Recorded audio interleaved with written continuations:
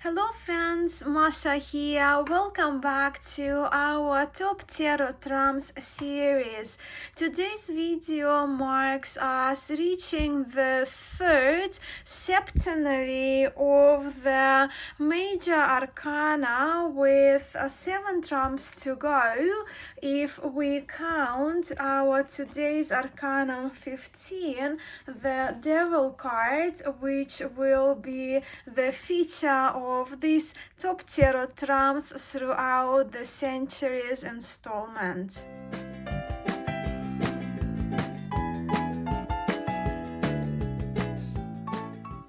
Now, most of you here are very familiar with the format of this history feature, where we look at the progression of the trump cards throughout history, beginning at the 15th century, which is the very beginning of tarot as we know it. And with that, you are probably used to by now to me starting with the focus trumps from the earliest illuminated decks from the 1400s in the likes of the Visconti Sforza, the Visconti di Madrone Tarot, and Charles VI. Well, not today. The reason is for that is that the devil card is missing from all of these ancient tarots. That, of course, makes us wonder, was the devil card intentionally left out from the earliest hand-painted decks, or was this trump lost in from the 15th century tarots? For sure, we can ponder this question, but we wouldn't know for sure unless the devil card shows up at some point. What I think we can agree on for sure is that the depictions of the devil or Satan, which go back to the medieval and Renaissance times, were rather frightening compared to the later portrayals, especially tarot portrayals. Just to give you an example, and this is the devil from Marco Benedetti's Personal Madrone, one of my most recent decks, which I absolutely love. But this is not the devil card per se, it's not a tarot devil, it's just the image, a part of the image that was taken, was borrowed by Marco from the fresco painted by Taddeo di Bartolo, which dates back actually to the late 14th century. And this devil is certainly rather terrifying. I trust I'm not alone in saying that our seaters often find even cheekier tempters of later and of contemporary devils rather scary, and often even just by reading the title of the card, just reading the devil, right, kind of brings a little bit of fright to them. So yeah, in those medieval Renaissance times, devils were portrayed rather monstrous. The horned creature, as we see in this image by Bartolo, again the later 1300s, right, image, with devils were depicted as furry creatures with, well, chicken legs or bird feet, and often swallowing human. So that was the common portrayal, right? But this is, again, it's not a tarot devil though. But, and yes, as we are here for tarot trumps and their evolution through the last 6 centuries, let us actually return to the tarot-related images.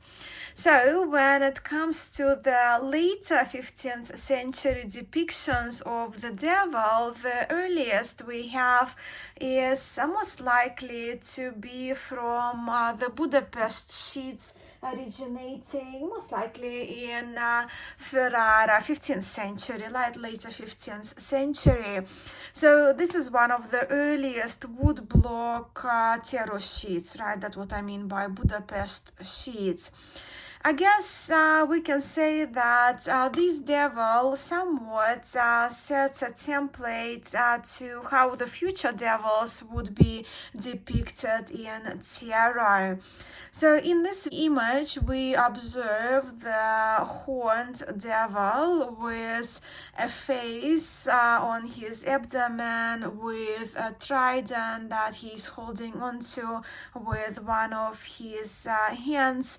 Visually, in this image, it's a little unclear whether the devil has a cape, but again, we can assume because it's very winged looking, right? So we can assume that those the red cape may as well be the wings of the devil. And yeah, I did mention the familiar chicken feet or bird claw feet.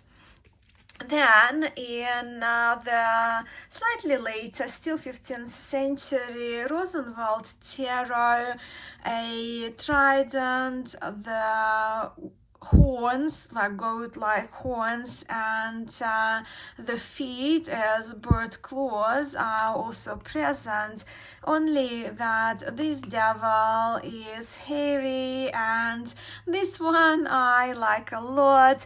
This devil looks very folksy to me, and this devil is cheeky and really more amusing than scary. Then moving on chronologically, I have these two cards from just before the mid 17th century, right? Mid 1600s Paris. So the Anonymous Tarot of Paris is the earliest surviving deck that we know of, which actually begins to feature the card titles, not just the devil, but in general, right? So here we are with Le Diable. And also here, this devil, although only one horn here is depicted, right? But it's a goat horn, and the devil has a long tail, bird claws, and the bat wings, and the face of the face and the belly as well, and an object with some kind of chains as well, heavy chains with possibly trident, like three points there. Yeah, once again, we do see somewhat right resemblance with that earliest Budapest devil. Let me just leave the devils here. And this, of course, this is Jacques Viville tarot, and as I'm showing this one, it does make sense for me to feature these three cards as well, although they come from different time periods. Let me just put them like so in here for you to see. So with these four cards, these four devils, they all follow what we know now as the Rouen Brussels pattern. So if you're curious, here we have Viville, here the Baudet Tarot, Atto, and Vandenborre. I don't want to fixate too much on the decks and the years, so if you're curious about particular cards, please ask away in the comments below, and we'll show you exactly which deck and what reproductions I feature here. But what these devils, what they do share is the faces, or multiple faces on their bodies, right? Stomachs, knees, the shoulder. Their both, not just the feet, but their hands are clawed and almost like a lion, like a big cat claws, rather than chicken legs that we observe here, or perhaps they are like upper paws, if you will, are more kind of big cat-like if we do still kind of see the feet as more bird claws.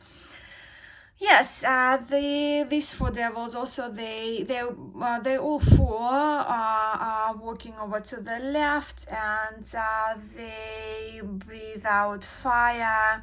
The Vandenborg devil, this devil is especially decorated with extra sets of eyes all over, but we do see an extra eye in the toe as well. And of course, as you can observe, these four devils, they also share bat wings and the goat horns, where in Vanderbilt one of the horns is cut out from the image.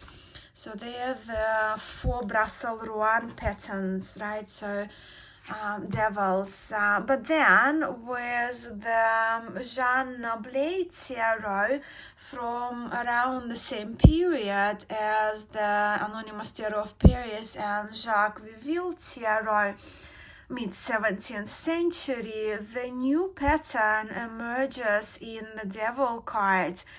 And the pattern, also this pattern is here to stay, not just as a characteristic of a Marseille tarot tradition, but also occult and our later contemporary decks, when we are with three characters in the devil card.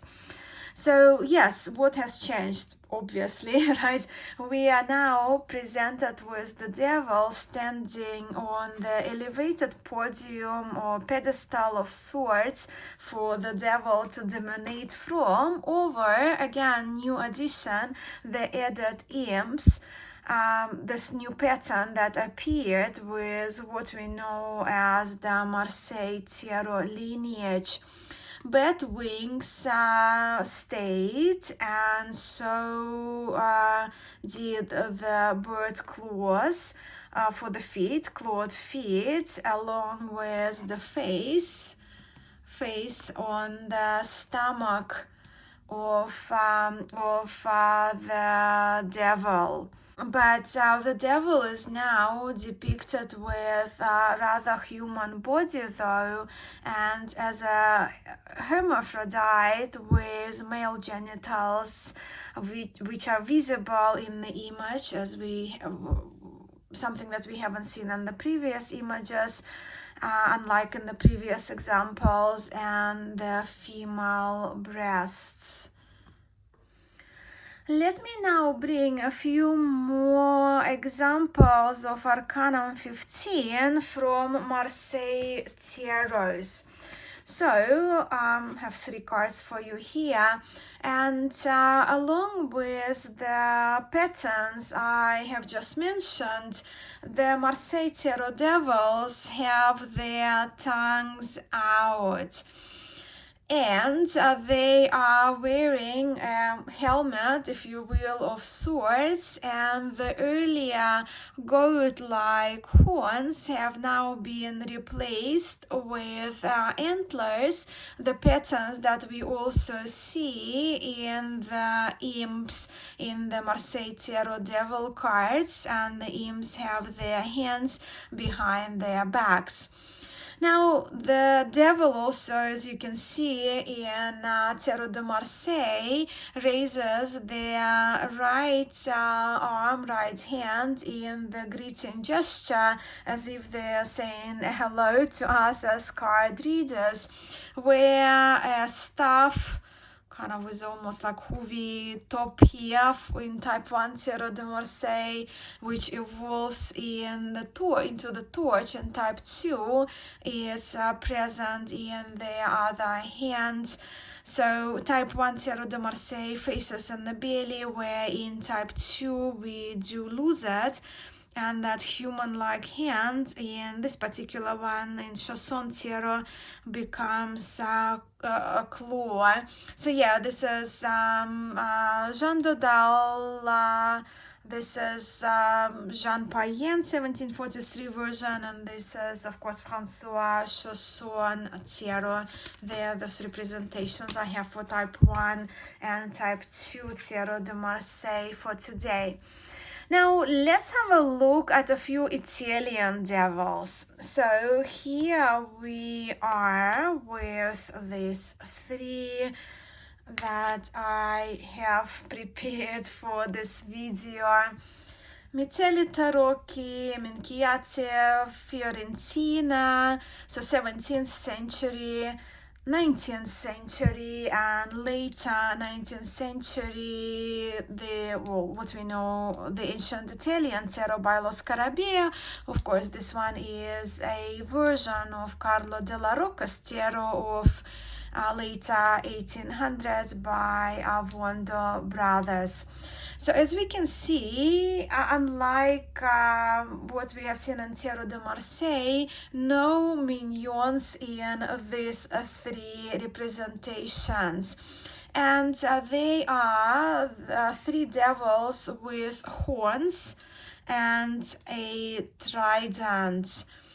But what they also share in common, and what we haven't yet seen in these previous representations of the devil in the historic tarots, is the serpents. So they share serpents, snaky serpents among them, with these two devils also featuring the kind of serpents that are like dragon-like. And in this card we kind of almost start with the double devil, right? So it's like the face of some kind of monstrous creature, at least, but then this devil, if you look at the human body, furry legs, right, this devil to me carries a very strong resemblance with Greek god Pan.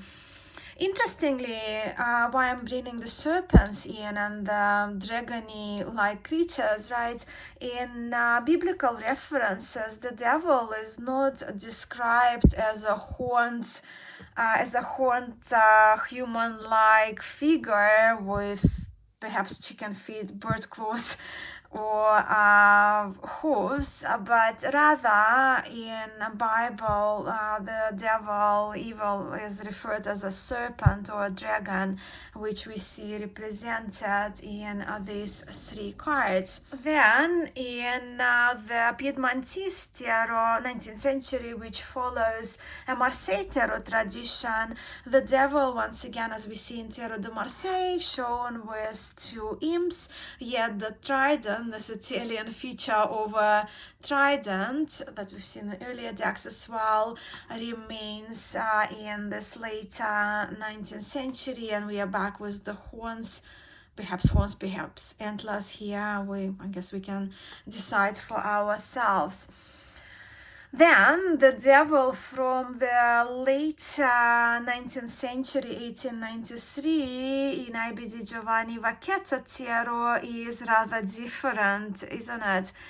Well, given Giovanni Vacchetta's artistic freedom, so this devil shown with the snake, again biblical reference, right, with the trident, but this devil is shown in the mouth of hell. And then this is the devil from the 1730 Swiss François Henri Tarot de Besançon. And isn't this hairy devil with his quite fluffy, cheeky, smiling, grinning minions with goat hooves? They all are adorable, and they're not just the devil, but the minions as well. So yes, a devil with a furry body, and of course same applies to the imps, is one of the characteristics of quite a number of Swiss and on some occasion Besançon devils as well. Alright, let me first take a second though here and put all of the cards in their chronological order for both your reference here on YouTube, and so that I can take a photo of the cards for my Instagram page, where quite a few of you join in our Top Tarot Trumps adventure. Okay, that looks about right, and please do correct me if I did mix some of the cards. Now, I haven't featured the cards from the Etela Tarot in Top Tarot Trumps series yet, but it certainly is important as Etela's contribution to using tarot for divination is undeniable, and if it wasn't for him, it's unknown whether we would have been reading tarot for divination. And I'm very grateful to the members of the Tarot History Facebook group who emphasized to me the importance of the Etela Tarot when comparing cards historically. So yeah, this is the devil from the Etela Tarot by Jean-Baptiste Alliette, going back to the late 18th century France actually. So again, podium here, a torch is present, wings, horns, again very pen-like with the furry legs and human body. This devil is. Two minions are again present, a female visibly and a male, who are tied to the podium, to the pedestal, and to each other, but they do seem to be freer than in the earlier Marseille decks that we have seen. This card actually will have to go somewhere in here. And now we have reached the occult France. While not a tarot card, I think it's important to mention this sketch of Baphomet made by an influential occultist, Eliphas Levi, as this image was drawn from by the later occultists, including Oswald Wirth and of course Arthur Waite. So yeah, here we are with a goat-headed and hoofed creature with a pentacle shining from its forehead. I'll just leave this image of Levi's Baphomet for a few moments here for reference, as we are now moving on to Oswald Wirth's tarot. Earlier version, later version by, of course, Oswald Wirth, who was a Swiss occultist based in France. So while this image is still strongly influenced by Marseille Tarot, Arcanum 15 in the Wirth Tarot is also significantly different from other cards of the Oswald Wirth Tarot. We've seen the first 15 cards, right, including the full 15 in this series, which of course we noticed that they're influenced heavily by Marseille style, and so is the devil, although of course the influence of Baphomet is very obvious in these two images too, especially with the devil's head with the goat horns, and the well, in the earlier version we don't see the pentacle, but the pentacle is very clear in the later version as the third eye, so to speak. Even the writing that my image, I don't know if it shows, but if you search for the Baphomet of Levi, you will see the writing on the inner arms of this creature. Well, here we read, this one is reversed, but this one I trust is the corrected version of it. So, solve coagula in Latin, right? So it's inscripted on in devil's arms, which means dissolve and coagulate. Of course, the Hebrew letter samech is included onto this card too, with it being referring to Kabbalah, right? And this, of course, is the iconic devil from the 20th century, RWS terror. Once again, very influenced by Eliphas Levi's, seated, by the way, Baphomet, well, as I see it, of course. And RWS, we are here with the addition of the two naked human figures, in which we may recognize Adam and Eve from the lovers card in RWS. Here they are shown with bull's horns and tails.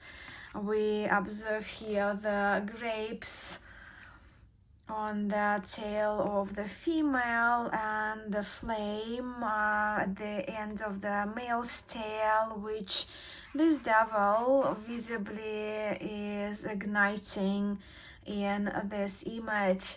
Now, with the darker background and a bit of frightening look on his face, this devil, well, yeah, I understand why querents often gasp when this devil shows up in readings. The reverse pentagram and the somewhat inverted bat wings also add to a little bit of unease we might feel seeing this popular, very popular image. Thor's Tarot now. So in the later 20th century, Thor's Tarot with, of course, artwork by Lady Frida Harris under the guidance of Aleister Crowley. We are here with a white mountain goat, a very cheeky one too, with twisted horns and the open third eye. Being Thor's Tarot, this card is, of course, symbol heavy. Here I guess we can draw reference to Greek god Pan, or Pan in Greek himself, with the green, this cheeky green representing key 15. And as usual, I have prepared a number of cards, number of devil renditions from the contemporary decks I like to share with you in this video. Let's begin with these two cards from the Trionfi della Luna. So in the Trionfi della Luna, Tarot de Marseille inspired deck, Patrick Valenza offers two options for the devil cards, and I do very much like the snaky one as well, right? So reference to historic decks, where the devil is renamed Satan in Robert and Place's Tarot of the Sevenfold Mystery, and this devil is modeled after John Milton's, or Paradise Lost, right? John Milton's Fallen Warrior. This is the devil from Anna Turian's Tarot of the Abyss, and this outstanding key 15 is renamed Bindweed, and it's just wow. This card is just wow. Is, of course, from the Gaian Tarot by Joanna Powell Colbert. Now, in the mythical creatures tarot, the devil is represented by a vampire. A little friendlier devil we have here from the Dreaming Way tarot, but this devil is heavily bondaged. And then Arcanum 15 from the Druidcraft Tarot is represented by Cernunnos. And my last card for today, my last card is the devil from my own deck, inspired actually by my uncle's late dog Antis, who was not a devilicious dog per se, but the dog was brought up in difficult circumstances in my uncle's family. Antis, the dog, was rather affectionate, but also he was the one who very badly longed for love and attention and cuddles, especially on my yearly visits to St. Petersburg, which resulted in his and his dog's attempts to spend time with me. And with his intention to do so, he held me as a prisoner almost in the bedroom. I stayed at my uncle's, and metaphorically, the dog was breathing fire if anyone tried to disturb his time with me, especially during the night when he was just like kind of sleeping at my feet. I love that dog dearly though, and I always kind of wished I could take him to live with me. Alright, so this is the array of the devil cards that I have for us for today. And before we go though, allow me to share with you my 5 favorite cards from the historic decks in my collection. Alright, I really love the cheeky, folksy Rosenwald Devil. It's my one. Of course, Jean Noblet needs to be here. I love that he's kind of a bit of a shorter limbed one, very cute indeed. Very much adore the hairy Swiss devil from Hairy Tarot. The colors of the Atto and this one, the face look very soft, gentle and friendly. Absolutely love this devil as well. And then I have to still go for one more Tarot de Marseille in the Jean Payen Tarot. This is the 1743. Now, so yeah, they're my 5 historic favorites. As usual, I will be back in a couple of days with my 5 favorite representations of Devil and Tarot, and I will try to do my best to narrow these 5 down to 1, and will share with you 4 more of my favorites from the contemporary decks that I love. But for now, I thank you so much for being here, and I wish you a wonderful weekend, sending much love to you all, and I will see you in my next video.